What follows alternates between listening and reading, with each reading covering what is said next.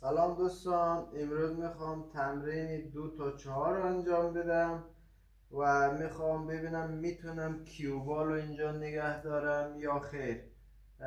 میخوام کیوبال از چوب به این بر رد نشه.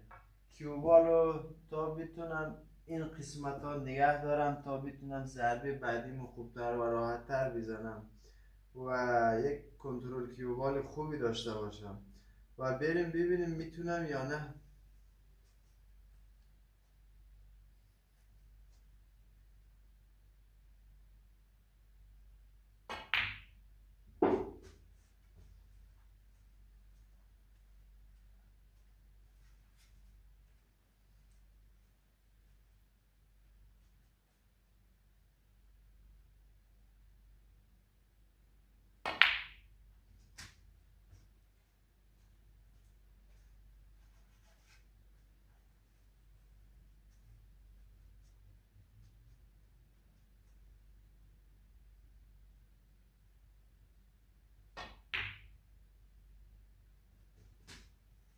چهار رو هم زدم، F5 رو گرفتم.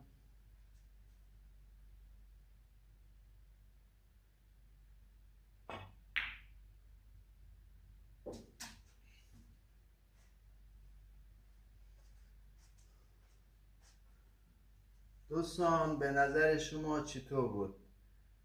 نظر و پیشنهاد شما کاملا قابل قدر است. تو کامنت برام بنویسین. روز خوب و خوشی داشته باشین. گود بای.